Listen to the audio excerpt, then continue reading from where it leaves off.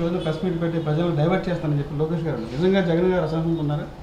పులివెందుల జరిగిన ఓడిపోయిన ఓటమితో డిపాజిట్ కోల్పోయినటంతోనే డిప్రెషన్లోనే ఎంత నిజంగా ఈ రోజున ఆంధ్ర రాష్ట్రంలో స్వాతంత్రం అనేది ప్రజలకు ఉందా అని నిన్న పులివెందుల ఎలక్షన్ చూస్తే తెలుస్తోంది ఖచ్చితంగా. దాని మీద మళ్ళీ గౌరవ మంత్రివర్యులు లోకేష్ గారు మా నాయకుడిని పట్టుకొని అసహనంతో మాట్లాడుతున్నారు, మీడియాల ముందుకు వస్తున్నారు.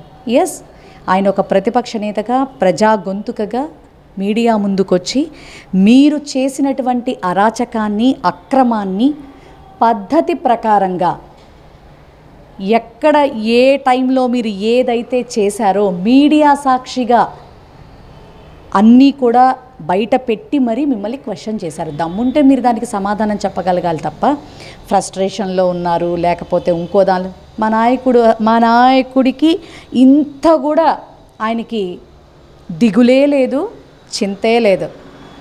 ఆయన ధైర్యానికి బ్రాండ్ అంబాసిడర్, అది గుర్తుపెట్టుకోండి మీరు. ఆయనకున్నటువంటి సహనం, ఆయనకున్నటువంటి ఓర్పు.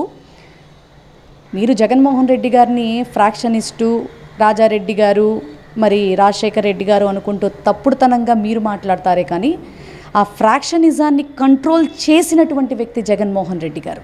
కానీ మరి హనుమంతుడి ముందు కుప్పిగంతులు వేసినట్టుగా మరి దాన్నే మీరు జగన్మోహన్ రెడ్డి గారికి రుచి చూపించాలని చెప్పని మొన్న మీరు ఆడినటువంటి రాజకీయ వికృత క్రీడ ఏదైతే ఉందో పులివెందుల్లో ఖచ్చితంగా గుర్తుపెట్టుకుంటాడు. మాకే ఫ్రస్ట్రేషన్స్ లేవు. We are very proud. ఎందుకంటే మేము దమ్ముగా నిలబడ్డాం. కనీసం మా ఫేవర్ పర్సన్స్ని, మా ఓటర్స్ని మీరు ఆ యొక్క పోలింగ్ బూత్లోకి వెళ్ళి ఓటు వేయించటానికి కూడా మీరు గజ వణికారు అన్నదైతే అక్షర సత్యం. అది యావత్ ఆంధ్ర రాష్ట్ర ప్రజలందరూ మీడియా ద్వారా చూశారు. ఇంత దారుణంగా బిహేవ్ చేస్తున్నారేంటి, ఇది కరెక్ట్ కాదు అని కూడా ప్రతి ఒక్కళ్ళు మాట్లాడుకోవటం జరుగుతూ ఉంది. మీ కూటమి ప్రభుత్వాన్ని బండబూతులు తిట్టుకోవటం జరుగుతూ ఉంది. మీరు ఏది చెబితే అది నమ్మడానికైతే ప్రస్తుత ప్రజలైతే సిద్ధంగా అయితే లేరు.